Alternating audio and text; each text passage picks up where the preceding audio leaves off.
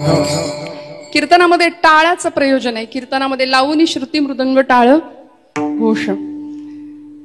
जीवनातला विटाळ घालवावा, जन्म मरणाचा विटाळ संपवावा याकरता टाळ आहे.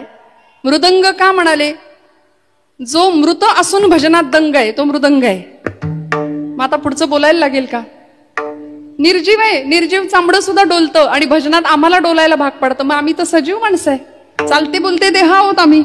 मग आम्ही इकडं काय येत नाही हा आपल्यालाच आपण विचारायचा प्रश्न आहे. संतांना असं वाटलं की आपली पावलं हरिनामाच्या दिशेने, भक्तीच्या दिशेने, अध्यात्माच्या दिशेने वळली पाहिजेत, आली पाहिजेत. म्हणून संतांचं हृदय करचळलं, तळमळलं, कळवळलं. का मी असं म्हटलं? ही साधू संतांची भूमी आहे. नारायणगिरी महाराजांच्या कृपाछत्र छायेखाली आणि त्यांच्या आशीर्वादाने पुनीत झालेला हा सगळा परिसर आहे. साधूंच्या आश्रयाला राहणं, त्यांनी सांगितलेल्या मार्गावरनं चालणं आणि संतांनी घालून दिलेला मार्ग हा अत्यंत सुखाचा राजमार्ग आहे बरं का. आम्ही ज्या वाटेवरनं चालतो ती वाट दुःखाची आहे, ती वाट खडतर आहे. पण संतांनी आम्हाला घालून दिलेला मार्ग हा अत्यंत सुंदर आहे. तेणेची पंथे चालो जाता, न पडेची गुंता कोठे काही. आयुष्यातला सगळा गुंता सोडवणारी ही संतांनी दिलेली वाट आहे. आता तुमचा माझा प्रश्न असा आहे, आम्ही आमचं ठरवायचंय, माणूस म्हणून जन्माला आलो ना, मग दुःखाच्या वाटेवरनं चालायचं की सुखाच्या वाटेवरनं चालायचं? कुठली वाट आपल्याला आवडेल? पण आपण सुखाची वाट सहसा त्या वाटेला जात नाही. जी वाट अत्यंत दुःखाची आहे, जी वाट अत्यंत खडतर आहे, त्या वाटेला आपण चालायला बघतो. आणि मग आता तिकडे एकदा रस्ता आम्ही वळवला, आमचा मार्ग वळवला की आमच्या वाट्याला दुःखच येणार आहे. हे त्रिकालाबाधित सत्य आहे. म्हणून ज्ञानोबांपासून कैवल्य साम्राज्य चक्रवर्ती ज्ञानोबराय, जगद्गुरु संत श्रेष्ठ श्री तुकोबराय, आमचे शांतीब्रह्म संत श्रेष्ठ श्री एकनाथ महाराज, नामदेव महाराज, समर्थ रामदास स्वामींपर्यंत अगदी निळोबराय, या सगळ्याच मंडळींनी तुम्हाला मला आमच्या जीवनाचं उत्थान करणारा एक सुंदर असा मार्ग भक्तीचा, नामाचा, अध्यात्माचा देऊन ठेवला.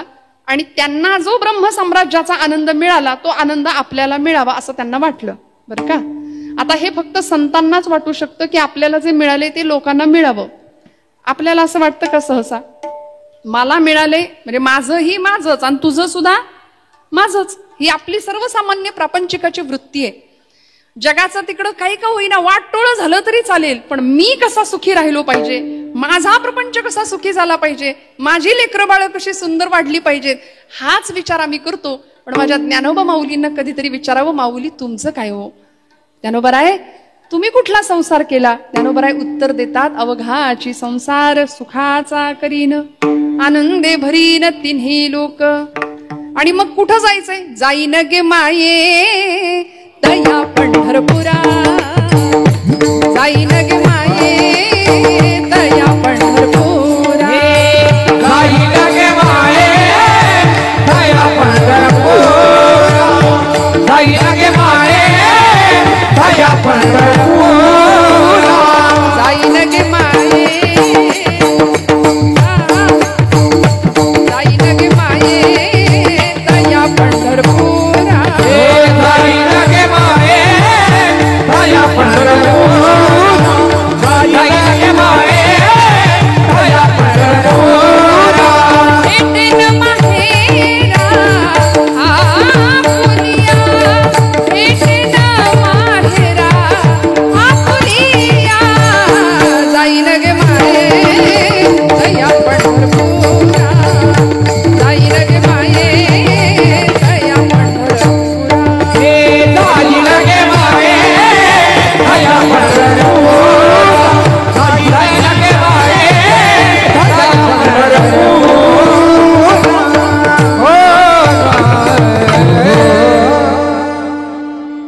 माझं माहेर पंढरपूर आहे असं कोण म्हणतं? ज्ञानोबराय, तुकोबराय. शीतळ हा पंथ माहेराची वाट, जवळीच नीट सुखरूप, आलो निजाच्या माहेरा, भेटे रखुमाईच्या वरा. संतांचं ते माहेर ठरलं, माझे माहेरा पंढरी आहे भिवरेच्या तीरी.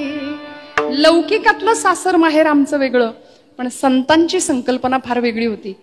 बाप आणि आई माझी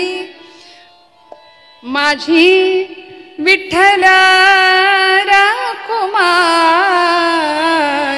माझे माहेर पंढरी आहे भिवरेच्या तीरी, माझी बहीण चंद्रभागा.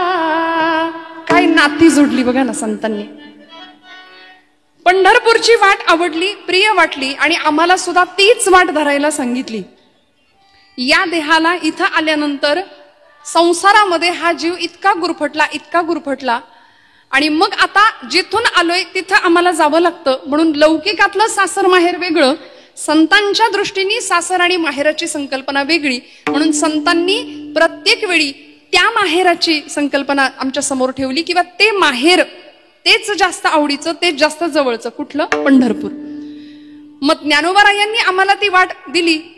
बरं, माऊलींचं काम किंवा व्यक्तित्व साधं सुद्धा नाही, साक्षात कैवल्य साम्राज्य चक्रवर्ती. कैवल्याचा पुतळा प्रगटाला भूतळा, कैवल्याचा पुतळा प्रगटाला भूतळा, कैवल्याचा पुतळा प्रगटाला भूतळा, कैवल्याचा पुतळा प्रगटाला भूतळा. चैतन्याचा जिव्हाळा ज्ञानोबा माझा, चैतन्याचा जिव्हाळा ज्ञानोबा माझा, साधकांचा माय बाबा दर्शन हरे, साधकांचा माय बाबा दर्शन हरे. चैतन्याचा जिव्हाळा ज्ञानोबा माझा, चैतन्याचा जिव्हाळा ज्ञानोबा माझा, साधकाचा माय बाबा दर्शन हरे, साधकाचा माय बाबा दर्शन हरे.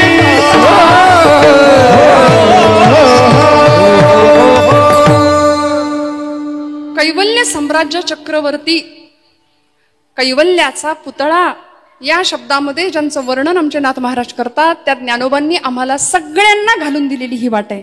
पुढच्या सगळ्या संतांनी ज्ञानोबांच्या पावलावरनं पावलं ठेवण्याचा संकल्प केला आणि त्याच वाटेवरनं चालण्याचं ठरवलं. मग आता तुमचं माझं काम आहे की लौकिकातलं सासर आणि माहेर थोडं बाजूला ठेवूया, पण संतांनी सांगितलेलं माहेर. संसार या शब्दाचा अर्थ ज्ञानोबाराय सांगतात उपजणे आणि निमणे या नाव संसार. जन्माला येणं आणि इथून निघून जाणं ही संसाराची सोपी व्याख्या माऊली सांगतात. येणं आणि जाणं, येरझार आमच्या वाट्याला उगीच आलीये. आम्ही जन्माला येतो, पुन्हा निघून जातो. जैसे जीर्ण वस्त्र सांडिजे मग नूतन वेढीजे, तैसे देहांतराते स्वीकारिजे चैतन्यनाथे.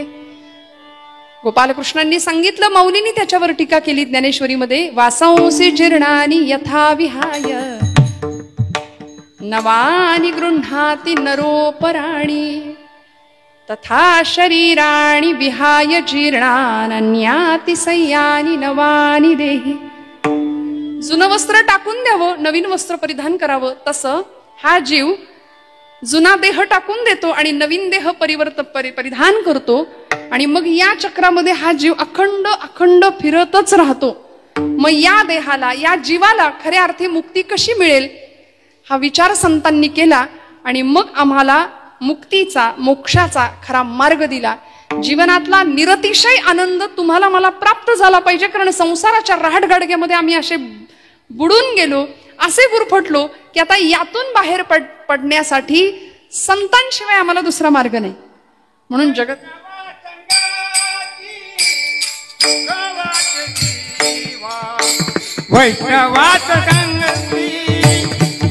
वा संतांच्या सहवासात राहायचं, संतांचा संग करायचा, तरच तुमच्या माझ्या जीवनाचं उत्थान आहे, मंगल आहे, कल्याण आहे.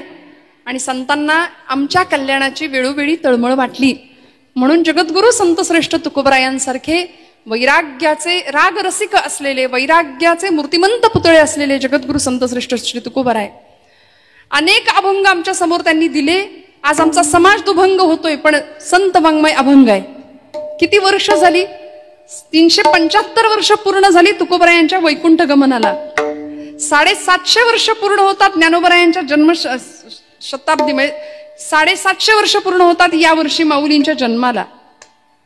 किती भाग्यवान आहे बघा. आणि इतक्या दिवसानंतर सुद्धा ज्ञानोबरायांचे शब्द, तुकोबरायांचे अभंग आज आमच्यासाठी अजरामर म्हणून उपस्थित आहेत, आम्हाला तारतायत, आम्हाला जीवनाचा मार्ग दाखवतायत. हे संतांचं काव्य होतं, हे संतांचं शब्दब्रह्म होतं. आम्हा घरी धन शब्दांचीच रत्ने, शब्दांचीच यत्ने शस्त्र करू. मग आता हातामध्ये शस्त्र घेण्याची गरज नव्हती. तुकोबराय म्हणले शब्दच आमचं शस्त्र आहे. या शब्दांच्या माध्यमातून आम्ही जीवनामध्ये, लोकांमध्ये भक्तीचा जागर करू, प्रसार करू, प्रचार करू. म्हणून आपल्या सबंध जीवनामध्ये जगद्गुरु संत श्रेष्ठ श्री तुकोबरायांच्या घराची जर आपण परंपरा पाहिली तर 1 नाही 2 नाही 8 पिढ्यांची परंपरा तुकोबरायांना लाभते. विश्वंभर बाबापासून निर्माण झालेली ही तुकोबरायांची पिढी, विश्वंभर बाबांच्या सौभाग्यवती अमाई माता, संध्याकाळची वेळ, विश्वंभर बाबा जेवायला बसलेत, मुखात अन्न ब्रह्माची प्रार्थना केली आणि पहिला घास मुखात घालणार एवढ्यात डोळ्यातनं टचकन पाणी आलं. आणि अमाई मातेने विचारलं, धनी का बरं डोळ्यात पाणी आलंय, कशा पायी रडतायसा? विश्वंभर बाबांच्या हातातला घास हातातच राहिला, डोळ्यातनं घळघळ नेत्राश्रू व्हायला लागले. आणि आई आपल्या सौभाग्यवतीला, अमाई मातेला सांगतायत की काय सांगू अगं, घास घशाखालनं उतरे ना, पण का बरं, काय होतंय तरी काय तुम्हाला? यंदा पंढरपूरची वारी घडणार नाही असं वाटतंय म्हणले. का नाही घडणार हो? आणि असं त्या वारीमध्ये मिळतं तरी काय? अगं, जो वारी करतो त्यालाच कळतं या प्रश्नाचं उत्तर, नेमकं काय मिळतं. यंदा वारी घडणार नाही असं दिसतंय, हातपाय गळून जायला लागले, वय झालंय माझं असं वाटलं त्या दिवशी. आणि मनापासून वाटलं बरं का. भगवंताच्या विषयी अर्थभाव मना निर्माण होणं अत्यंत गरजेचं आहे. नाही तर दिखाव्याची भक्ती सगळेच करतात, सगळेच करतात, पण भगवंत अंतरंग जास्त पाहणार आहे ना. विश्वंभर बुवांनी सांगितलं, अगं हातपाय गळून गेलेत, यंदाची वारी बहुतेक माझ्याकडून घडत नाही. कसं तरी जेवण आटोपलं, अन्न ब्रह्माची प्रार्थना केली, हातावर पाणी घेतलं, बिछाण्यावर अंग टाकलं, झोप काही लागली नाही. पण पहाटेच्या वेळी थोडासा डोळा लागला आणि डोळ्यासमोर लख प्रकाश. साक्षात भगवंत पंढरीश परमात्मा पांडुरंगांनी स्वप्न दृष्टांत दिला आणि स्वप्नात पांडुरंग परमात्मा येऊन विश्वंभर बुवांना सांगतायत, बुवा अहो तुम्ही पंढरपूरला आला नाही म्हणून काय झालं, मी आलोय तुमच्या मळ्यात, मागे जाऊन बघा जरा काय आहे. उठले, शुचिरभूत झाले, 4 माणसं सोबत घेतली आणि अमराईमध्ये गेले. घराच्या मागे असलेल्या अमराईमध्ये काही खणण्याचं साहित्य सोबत घेतलं, 4 माणसं बरोबर घेतली आणि मंद सुगंध असा तुळशीचा वास आला, सुगंध आला.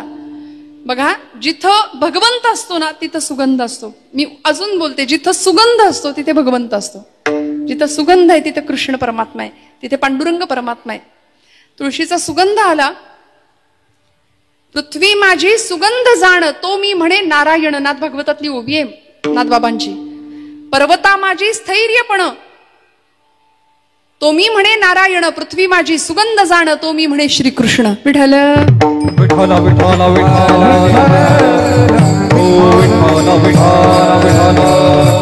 म्हणून बघा, अचानक एखादा सुगंध येतो, अचानक एखादा वारीमधल्या माणसांना अनेक अनुभव असतात. काही फुल नसतं, काही नसतं, पण सुगंधाची झुळूक येऊन जाते. लक्षात ठेवायचं, देव आपल्या जवळ आहे. दर्शनशास्त्रातल्या या खुणा आहेत, देव आपल्या जवळ असतो. असा सुगंध आला आणि थांबले तिथं. कुणाला तरी सांगितलं, बरा माती बाजूला करा. म्हणले कुदळीने नको, हाताने माती बाजूला करूया. आणि कुणीतरी मुद्दा मांडून ठेवाव्यात अशा विठ्ठल रुक्मिणीच्या मूर्ती सापडल्या. मूर्तीच्या पायावर डोकं ठेवलं विश्वंभर बुवांनी आणि सगळ्या देहुनी बुवांच्या पायावर डोकं ठेवलं. का? बुवा तुमच्यामुळं पंढरीचा पांडुरंग इथं देहूत आला, मंदिर बांधलं गेलं आणि ज्या पिढ्या, ज्या कुळाला 1 नाही 2 नाही 8 पिढ्यांची विठ्ठल भक्तीची परंपरा लाभली, असे आमचे जगद्गुरु संत श्रेष्ठ श्री तुकोबराय. बोल्होबा आणि आई कनकाईच्या पोटी जन्माला आलेलं हे नररत्न. बोल्होबांचा तर इतका मोठा भक्तीचा अधिकार होता. पांडुरंगाच्या समोर बोल्होबा गेले ना वारी करत, पांडुरंगाच्या समोर उभे राहायचे आणि भगवान पांडुरंग परमात्म्याने बोल्होबांना बघून मान खाली घालावी अशी. आणि रुक्मिणी आई साहेबांनी तिकडून विचारावं, अहो मान का खाली घातली? भगवंत म्हणायचे बघितलं नाहीस का, सावकार दारात आलाय. आणि सावकार दारात आला की कर्जदारानं मान खालीच घालायची असती म्हणले. आईसाहेब म्हणाले म्हणजे अगं हे सगळे नामाचे सावकार आहेत.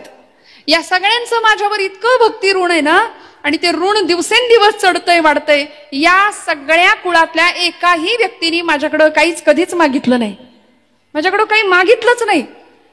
बोल्लोबांना पांडुरंग परमात्मा स्वतः म्हणायचे तुमच्या कुळात कोणी माझ्याकडं काही मागितलं नाही, माझ्याकडं येणारे सगळे भक्त कमी आणि व्यापारी जास्त आहेत. आता आपण ठरवायचं आपण नेमकं कोण आहे, नाही का. श्रीमंतातला श्रीमंत माणूस देवाकडे जाऊन काय मागतो, भीकच मागतो. दारात बसलेला एखादा देवळाच्या दारात बसलेला भिकारी हातामध्ये पात्र घेऊन तोही भीकच मागतो. संतांकडून काय शिकायचं. पांडुरंग परमात्मा सांगतायत या कुळातल्या कुणीच माझ्याकडं काहीच नाही मागितलं, काहीच नाही मागितलं. बोललो बा तुम्ही तरी मागा काहीतरी. मागण्याची आस आहे मुखाकडे, मागण्याची आस आहे मुखाकडे. लाडो करी मनोरथ लाडो करी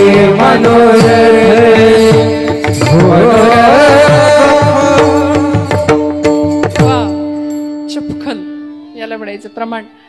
भगवंत पांडुरंग माग म्हणतोय आणि भक्त मागत नाही. ही अवस्था संतांच्या बाबतीत होती, ही तुमच्या माझ्या बाबतीत येणार नाही. पहिली गोष्ट देव असा आपल्या समोर उभा राहील हे आपल्या बाबतीत दुर्मिळ. आलाच समजा आणि जर म्हणालाच काहीतरी माग, तर आपली तर यादीच तयार आहे. माझी तर आहेच बाबा, मी तर लोकसभेचं विधानसभेचं तिकीटच मागून घेईन पहिलं. आमचं ठरलंय ना, आम्ही प्रापंचिक माणसं आहे, लौकिकातली मागणी आम्ही करतो, पटकन करतो, आम्ही तयार आहे मागायला. पण बोलोबा म्हणतात नाही देवा मागायचं नाही. बोलोबांनी कधीच नाही मागितलं. पुढच्या काळात तुकोबराय महाराजांच्या समोर उभे राहतात आणि सांगतात तुकोबा काहीतरी मागा की. अहो तुमच्या अख्ख्या कुळात कोणी माझ्याकडे काही मागितलं नाही, काहीतरी मागा. महाराज म्हणले देवा मला काहीच नको, माझ्या वडिलांची मिराशिगा देवा, तुझी चरण सेवा पांडुरंगा. वाडवडिलांकडून काय मिळतं. आज गमे कुटुंबियांमध्ये भक्तीची परंपरा आहे. घरातली सगळी मंडळी माळकरी आहेत. आपल्या इथं निम्म्यापेक्षा जास्त मंडळी माळकरी आहेत असं मी समजते, आहे की नाही. सगळी मंडळी माळकरी आहेत, पंढरीची वारी करणारी आहात, संतसंग करणारी मंडळी आहात. मग वाडवडिलांकडून पुण्याईच्या रूपाने आम्हाला काय प्राप्त होतं, तर हे संस्कार प्राप्त होतात. जगद्गुरु तुकोबराय पांडुरंग परमात्म्याला सांगायचे आता तुझ्याकडं काही मागणं हे आमच्यासाठी उचित नाही, कारण तू कोण मला देणारा, तू मला देणारा कोण. कारण आमच्या घरी तुझे चरण गहाण आहेत. हा तुकोबरायांचा शब्द आहे गाथेतला, तुझे चरण गहाण. देवा तू आमच्या घरी आधीच आलायस, आता तुझ्याकडून जर तूच आम्हाला प्राप्त झालायस तर तुझ्याकडून आम्ही अजून काय मागायचं. म्हणून तुकोबरायांनी काहीच नाही मागितलं. पण देव माग म्हणतो, संत म्हणतात नको, देव मागे लागतात. आणि मग संतांना मागावं लागलं, कारण देव माग लागला ना. मागा माग माग माग म्हणून माग लागला.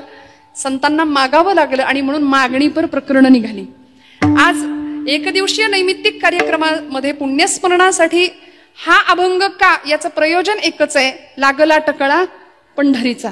वारी जवळ आली, 19 तारखेला प्रस्थान आहे. जातीवंत निष्ठावंत वारकरी स्वस्थ बसू शकत नाही. कधी एकदा त्या सावळ्या परब्रह्माच्या दिशेने माझी धाव जाईल आणि मी तिकडे धावत जाईन. हजारो लाखो वारकऱ्यांच्या सोबत मलाही सोबत जाता यावं, माऊलींच्या मागे मागे त्या वाटेवरनं चालता यावं. आणि मिळणारा आनंद शब्दांच्या पलीकडचा आहे. मग तिथं गेल्यावर काय मिळतो, भक्त कृपेची माय गे, ओळखिली विठाई गे. एका जनार्दनी विटे, जोडियले पाय गे. तुळशी हार गळा गे, कस्तुरीचा टिळा गे. तुळशी माळ गळा गे, कस्तुरीचा टिळा गे.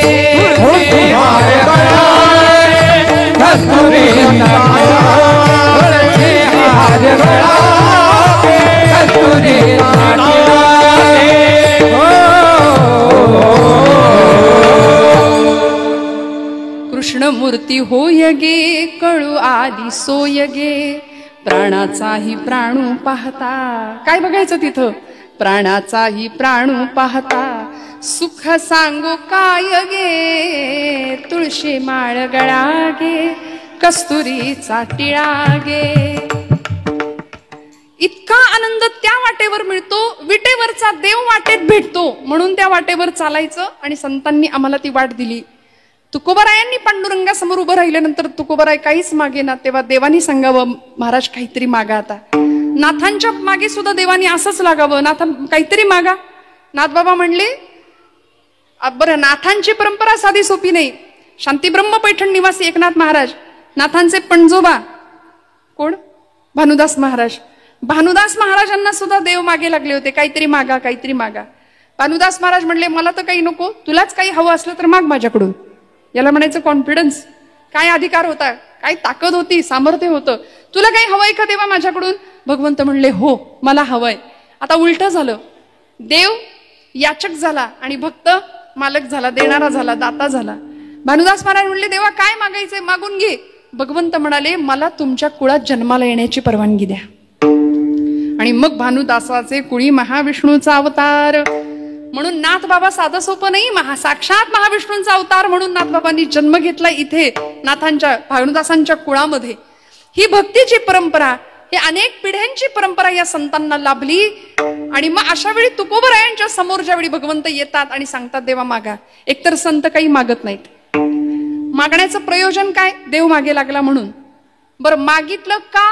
स्वतःसाठी नाही मागितलं, जगासाठी मागितलं. आणि जगाला कळावं वेळ आलीच देवाकडे काही मागण्याची, तर काय मागायचं असतं याचा वस्तुपाठ समाजाला कळावा म्हणून संत मागणं मागतात. विठ्ठल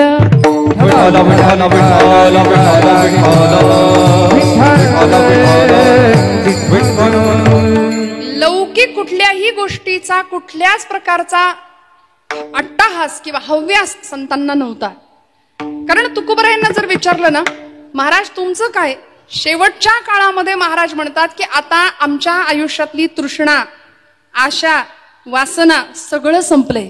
आता निश्चिंतीने पावलो विसावा, आता निश्चिंतीने पावलो विसावा, आता निश्चिंतीने पावलो विसावा, आता निश्चिंतीने पावलो विसावा. कुंडलिया धावा तृष्णेची कुंडलिया धावा तृष्णेची आता निश्चिंतीने पावलो विसावा, आता निश्चिंतीने पावलो विसावा. कुंडलिया धावा तृष्णेची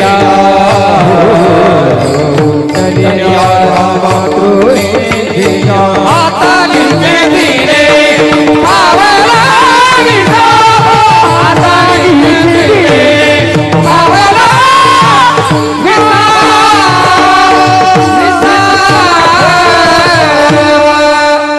आता काहीच नाही देवा, विसाव्याचं ठिकाण आलं. आता निश्चिंतीने पावलो विसावा. आणि म्हणून तुकोबरायांचं जीवन कार्य, तुकोबरायांचं भगवंताप्रती असलेलं समर्पण हे साधं सुद्धा नव्हतं. कुणी कितीही काहीही म्हटलं तरी तुकोबराय वैकुंठाला, सदेह वैकुंठाला गेले होते, गेले होते, गेले होते. हे त्रिकालाबाधित सत्य आहे. विठ्ठल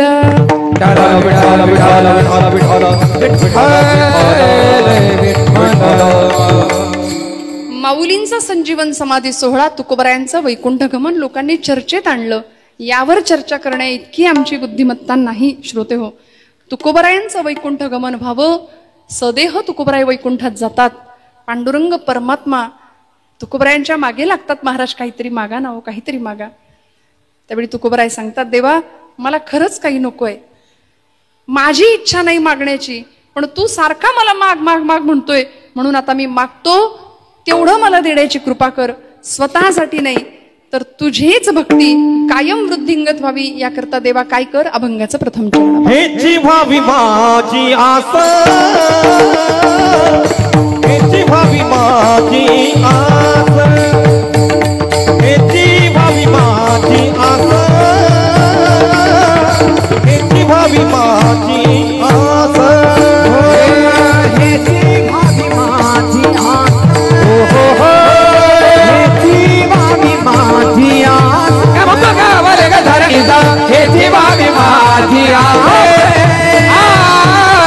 हे जिवावी माझी जिवावी माझी आस जन्मोजन्मी तुझा दास हे जिवावी माझी आस जन्मोजन्मी तुझा जिवावी माझी आस जन्मोजन्मी तुझा जिवावी माझी आस जन्मोजन्मी तुझा पंढरीचा वाद करी पंढरीचा वाद करी पंढरीचा वाद करी पंढरीचा वाद पंढरीचा वाद करी पंढरीचा वाद करी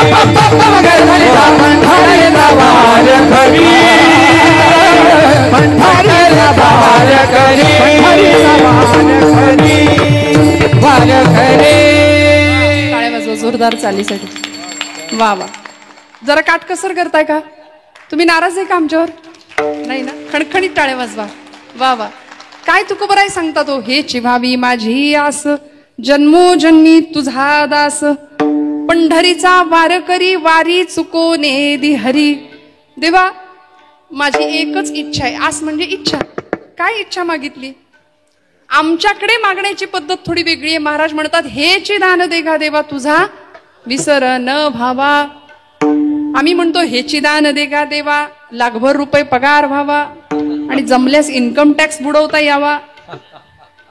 हे आमचं असलं नश्वर आणि स्वार्थी मागणं हो. मेलेल्याच्या टाळूवरचं लोणी सुद्धा हिसकावून घेणारा आमचा समाज. बहिणाबाई आहेत खानदेशातल्या कवयित्री. बहिणाबाईंनी समाज मानसाला प्रश्न विचारला, अरे माणसा माणसा कधी होशील माणूस, लोभापायी माणसाचा झाला रे कानूस. बहिणाबाई म्हणायच्या, मानसा मानसा तुझी नियत बेकार, अरे तुझ्या परिसबर गोठ्यातलं जनावर. काय उपमा दिली हो, काय कल्पना केली कवयित्रींनी बहिणाबाईंनी. अहिराणी भाषेतल्या त्यांच्या कविता प्रसिद्ध आहेत. समाज मानसाला अत्यंत सुंदर असे प्रश्न आमच्या संतांनी आमच्या महापुरुषांनी विचारले. स्वामी विवेकानंद सुद्धा म्हणायचे की माणूस माणसासारखा का वागत नाही? देवानं माणसाला घडवलंय तरी माणूस माणसासारखा वागायला तयार नाही. आज परिस्थिती अशी आहे म्हणून संतांकडे जायचं आणि संतांनी आम्हाला असे सुंदर वस्तुपाठ दिलेत.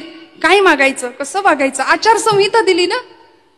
उत्तम प्रकारे आचारसंहिता दिली. देव समोर उभा आहे आणि तुकोबरायांना कडकडून आलिंगन द्यावं पांडुरंग परमात्म्याने. महाराजांनी पांडुरंगासमोर पोट भरून मन भरून कीर्तन करावं. 5 तास कीर्तन करावं. सर्व सुखले आलो सर्व अलंकार आनंदे निर्भर डुलत असो या अवस्थेला पोहोचावं आणि मग देवानी सांगावं तुकोबराय काय पाहिजे. महाराज म्हणतात हे जिव्हावी माझी आस. मागितलं का धन संपत्ती? काही नाही मागितलं. प्रपंचाचे अक्षरशः 18 विश्व दारिद्र्य ज्या घरात होतं तुकोबरायांच्या, लेकरं बाळ अन्नासाठी टाहो फोडायची. मागता आलं असतं की नाही देवाकडं? संपत्ती पैसा. दुष्काळाने जनता त्रस्त झाली होती. तुकोबरायांनी कर्ज खतप इंद्रायणीच्या डोहात बुडवून दिली.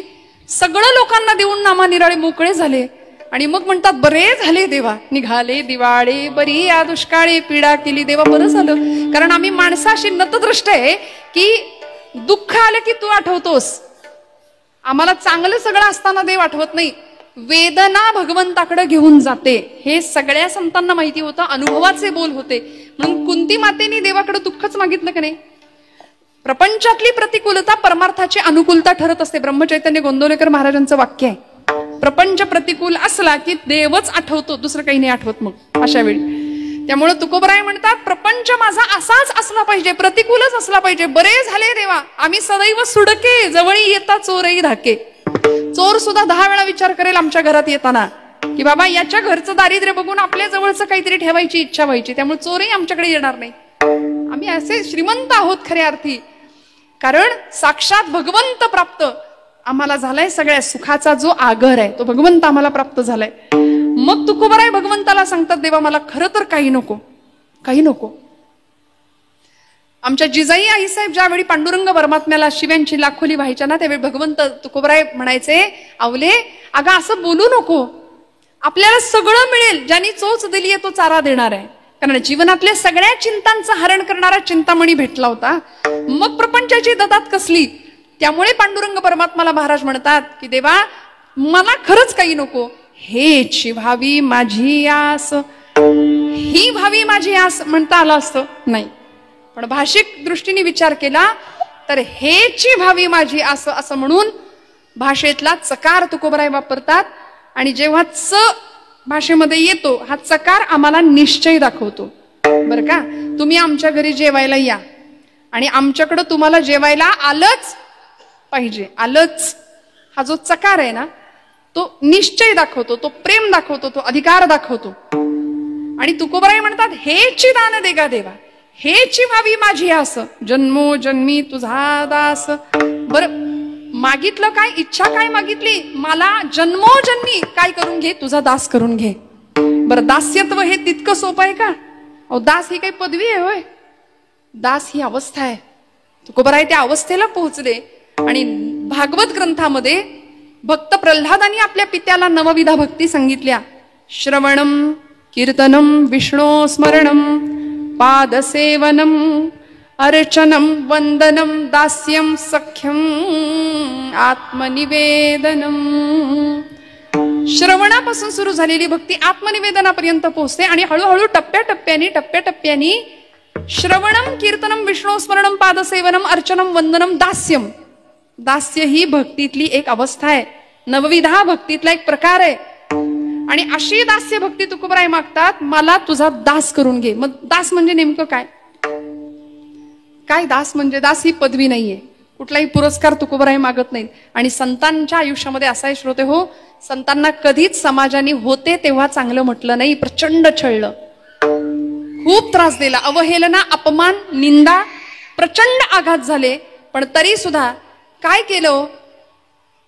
तेची संत सोशी जगाचे आघात, सगळे आघात सहन केले.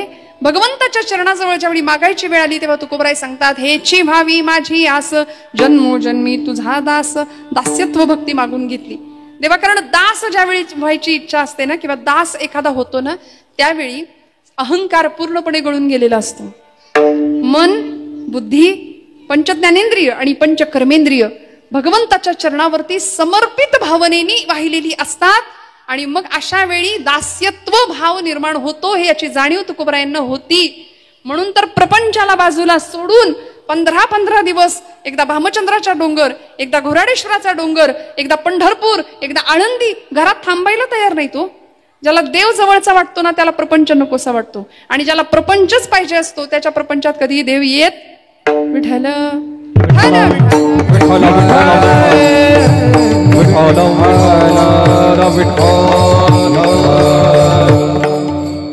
म्हणून तर पांडुरंग परमात्म्याला तुकोबरायांना सांभाळणारी तुकोबरायांची सौभाग्यवती आमच्या जिजाई आई साहेब, त्यांचं दुःख दूर करावं असं वाटलं की नाही हो? इच्छा काय व्यक्त केली? देवा तू मिळाला पाहिजे. आपण देव सोडून सगळं मागतो. हे चिवावी माझी आस,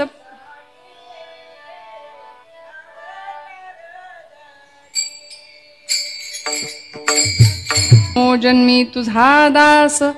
पांडुरंग परमात्म्याला तुकोबराय सांगतात देवा मला तुझा दास करून घे. आम्हाला हे जमत नाही, आपण प्रापंचिक माणसं आहे.